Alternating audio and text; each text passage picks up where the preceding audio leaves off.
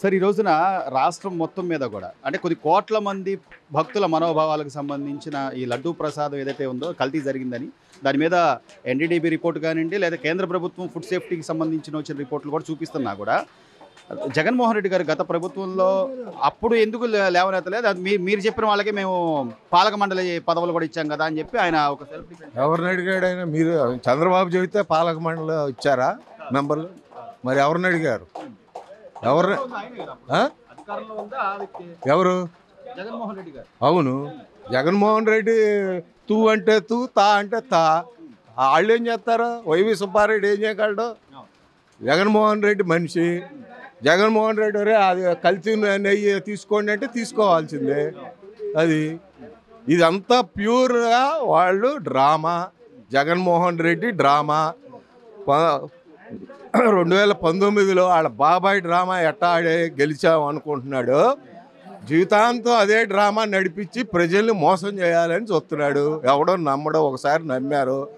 ఇది 7 కోట్ల ఆంధ్రలో 20 కోట్లు తెలుగు వాళ్ళ సమస్య కాదు. ఇది ప్రపంచవ్యాప్తంగా హిందూ సమాజానికి ద్రోహం చేసిన విషయం. జీవితంలో ఇలాంటి వాళ్ళు బాగుపడరు. అని నిన్న ఆరతిస్తున్నాడు కరుణాకర్ రెడ్డి. ఆడే నాశనం అయిపోతాడు. ఆడు చేసిన ద్రోహాలు అన్నీ ఇన్ని కాదు. వీళ్ళని నమ్మించి మీడియాలో ఫాల్స్ ఒక ఆరతి ఇవ్వగానే ఆడు చేసిన పాపం అయిపోతే పతోడు చేస్తాడు. అక్కడ ఒక మర్డర్ చేసి వస్తాడు, దేవుడి దగ్గరికి వచ్చి ఒక హారతి ఇస్తాడు. ఆడు మంచివాడు అయిపోతాడా? ఇలాంటి దుర్మార్గులు జీవితంలోనే భూమి మీదే ఉండకూడదు. కానీ మొత్తం వ్యవహారం వెనక ఎవరో అంటే ఎవరితో కాదు సార్. కానీ నేను అంటుంది ఏంటంటే పెద్ద తలకాయ ఇది లేకుండా ఇంత నిదానంగా లేకపోతే ఇంత ఏదో ఒక విధంగా మసి చేసి మారేడుకాయ చేద్దాం అనే పరిస్థితులు అయితే ఉండవు కదా నేను అంటున్నాను. పెద్ద తలకాయ ఉండాడు బట్టేగా వీళ్ళంతా ఈ హారతలు వచ్చి ఎంక్వైరీ చేస్తే వద్దని ఎవడన్నా అంటాడా? చెయ్యండి దేవుడి మీద ఎక్కడ పొరపాటు జరిగిందో అంటాడు. ఎంక్వైరీ ఆపేయండి అని వెళ్ళి సుప్రీంకోర్టుకి వెళ్తానంటే దోషులు ఎవడో తెలియట్లేదా? తెలుస్తుంది కదా. అంటే వాళ్ళు ఏదో చదువుకున్న వాళ్ళు, మిగతా వాళ్ళంతా పామరులు. వ్యవసాయం ఆడేది చెబితే అదే ఎవడు నమ్ముతాడు? సిగ్గు లేదు. సిగ్గు శరం లేకపోబట్టే 11 సీట్లు వచ్చినాయి. సో ఇప్పుడు ఇది కూడా ట్రోల్ అవుతుంది సార్. 11 సంవత్సరాలు, 11 సీట్లు, 11 ఈడీ కేసులు. అసలు ఏ వ్యక్తి మీదైనా ఇంతకాలం జాప్యం జరిగే పరిస్థితి ఉంటుంది? న్యాయ వ్యవస్థలో అంటే కామన్ మ్యాన్ కూడా క్వశ్చన్ పెడుతున్నాడు, నిజంగా న్యాయ వ్యవస్థలో న్యాయం జరుగుతా జరగదా అని. న్యాయ వ్యవస్థలో తప్పించుకోవచ్చండి, దైవంలో నుంచి తప్పించుకోలేడు. అందుకనే దేవుడు వెంకటేశ్వర స్వామి జరిగిన అపచారాన్ని ఇవాళ బయటకు వచ్చింది. అది మన ముఖ్యమంత్రి చంద్రబాబు నాయుడు గారి నోటి ద్వారా బయటికి రాబట్టే వాళ్ళ బండారం బయటపడింది. అంతేగాని ఈ ప్రమాణాలు చేస్తేనో లేకపోతే వైవి సుబ్బారెడ్డి ఇప్పుడు మర్డర్ చేసి వచ్చి నేను హారతి ఇచ్చేసాను, నాకేం పాపం లేదు అంటే అదొక కల్చర్. ఇక ప్రజలు అట్లా నేర్చుకోండి రా బాబా అని చెబుతున్నారే వాళ్ళు హారతలు ఇచ్చి. కనీసం దీనిలో సార్ ఇప్పుడు ఈ రోజున సిట్ వేశారు.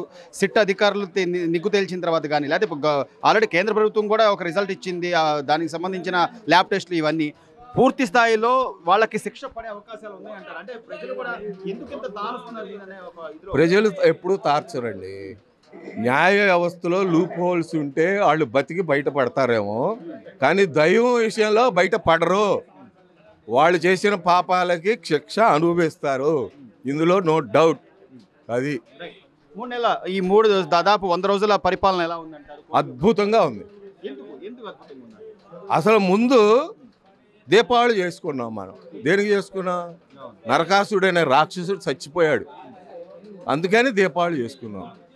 ఎందుకు? అది ఎంత మార్పు అని కాదు. ముందు ఒక రాక్షసుడు పోయాడు కాబట్టి అందరు ప్రజలు ప్రశాంతంగా బతుకుతున్నారు.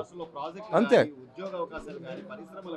అన్నీ విపరీతంగా ఆంధ్ర రాష్ట్రానికి అన్నీ వస్తాయి.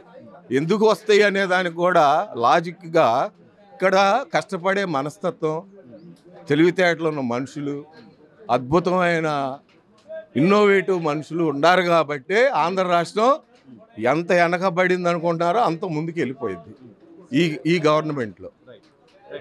అంటే ఒకవైపు నుంచి డిప్యూటీ సీఎం పవన్ కళ్యాణ్ గారు కానివ్వండి, లేకపోతే మరోవైపు నుంచి భారతీయ జనతా పార్టీ కానివ్వండి, ఈరోజు రాష్ట్ర ముఖ్యమంత్రి గారు చంద్రబాబు నాయుడు గారి ఈ కూటమి సారథ్యంలో ఇంకా ముందు పరిశ్రమలు తేవడం కానీ, లేదా అమరావతి అభివృద్ధి కానీ, పోలవరం లాంటి ప్రాజెక్టులు కానీ ఇవన్నీ కూడా త్వరితగతిన అవుతాయి అనుకోవచ్చు అంటారా? డెఫినెట్గా అవుతాయి.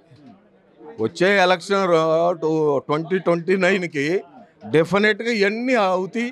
మనం అంతా అనుభవిస్తాం, దాని ఫలితాలు గ్యారెంటీగా అవుతాయి.